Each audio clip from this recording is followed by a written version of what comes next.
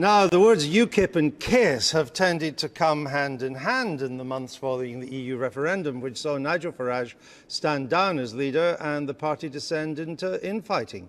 Hopes that his replacement, she's the MEP Diane James, would be able to pull UKIP's warring tribes together appear to have been ill-founded, as last night she became the political equivalent of the mayfly and announced she was standing down after just 18 days on the job. So, it's another turn on the UKIP leadership merry-go-round. And there it is. Look how much fun we're having. Diane James was elected to succeed Nigel Farage as leader just over 2 weeks ago. Yes, 2 weeks. But the new UKIP leader told The Times last night she was stepping down for, quote, professional and personal reasons. Mrs. James said, "I do not have sufficient authority nor the full support of all my MEP colleagues and party officers." So who is in charge of the party? Douglas Carswell? Well, he's the party's only MP. He refused to comment last night, tweeting that he was busy tucking into shepherd's pie. Not sure if that's a coded message. Nigel Farage asked if he would seek to return as leader, though we understand technically he is still leader. He said this morning, no way, absolutely not. So that's a maybe. There's already speculation that there could be a new leadership election, including the likes of Suzanne Effens and Stephen Wolfe. He missed the deadline for the last contest. Meanwhile, UKIP's chairman said he would today be checking with the Electoral Commission to find out who his party's official leader actually was. Yes, he's going to call the Election Commission. And who is still listed as UKIP leader on the Commission's website? We can tell you, a certain Nigel Farage.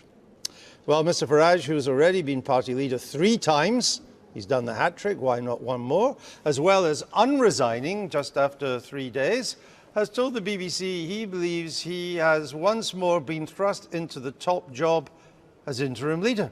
He also ruled out the possibility of his rival, the Welsh Assembly member Neil Hamilton, being installed as leader. Well, we'll have to see about that, won't we? I find that extremely unlikely. But if they... I do not see any prospect of that horror story coming to pass. Why would that be a horror story? He's the leader of UKIP in the Welsh Assembly. I'm afraid he is. Why would it be a horror story? Because I'm afraid he doesn't do our public image a whole host of good. But there we are, that's life. You know, we are a democratic party and he was chosen by people to become a member of the Welsh Assembly for us. I don't think it's done us a whole load of good, but that's life. So according to Nigel Farage, he's back in charge once again, at least for the time being. Well, the man he was talking about there, which he described as a horror story, UKIP's leader of the Welsh Assembly, Neil Hamilton, he joins me now from the Assembly in Cardiff. What do you make, Mr. Hamilton, of Nigel Farage saying the idea of you being leader of UKIP is like a horror story? Well, I suppose different things frighten different people. But as Harold Macmillan said, that in the course of a long political life, he found that criticism was rarely inhibited by ignorance. So Mr. Farage is just ignorant in regarding you as a horror story? Well, he hasn't been to Wales and knows nothing about it, so he's not qualified to comment. But, you know, that's irrelevant to this. I've no interest in becoming the leader of UKIP in any circumstances, and I've never, ever held myself out as a potential leader. So that's not relevant to the current situation. Okay. What is relevant is why James resigned. Can you shed any light on that? Well, I didn't support Diane for the leadership, and one of the reasons why I didn't was I thought she was too fragile for the job. And so it has proved to be. I thought she'd last a little longer than 18 days, but it's an immense task for anybody to be the leader of a political party, particularly one as fractious as UKIP. Very often the smaller the party, the more difficult the task, because the factions are more vicious. But undoubtedly, Diane was not suited to that role.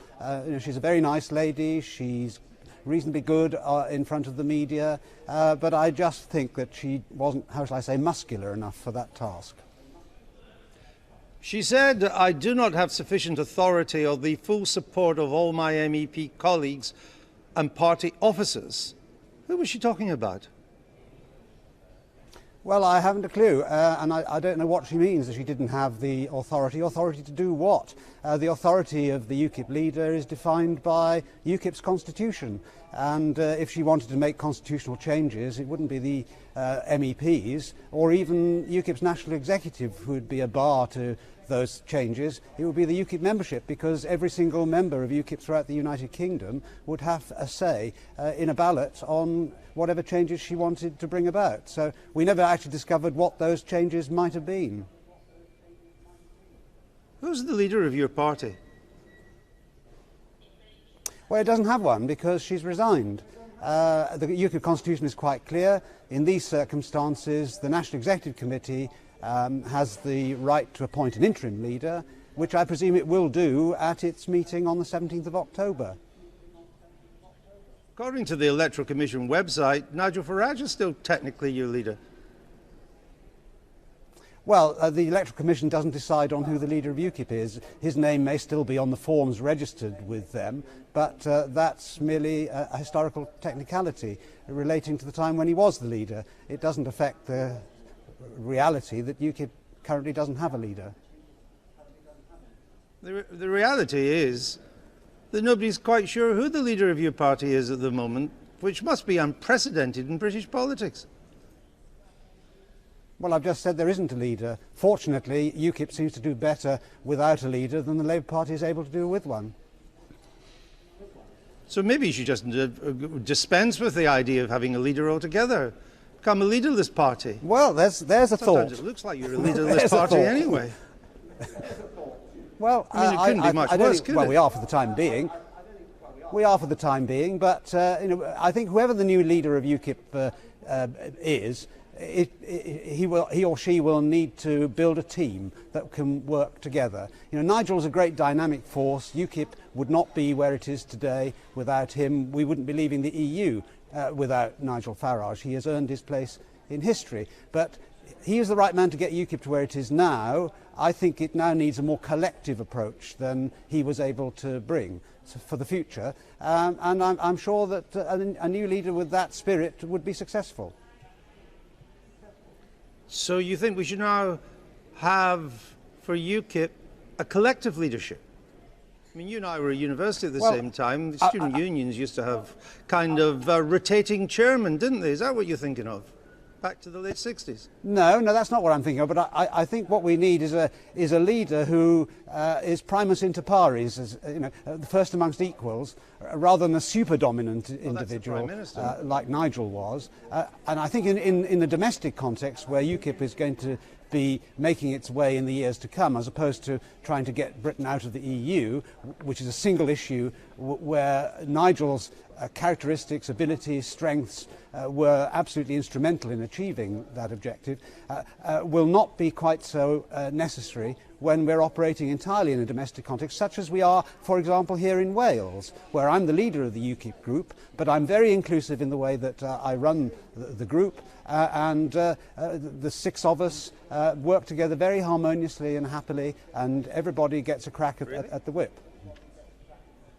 Okay, I thought one of your leading lights had really resigned from UKIP, but never mind, I don't want to pursue that. I just want to ask you one final question.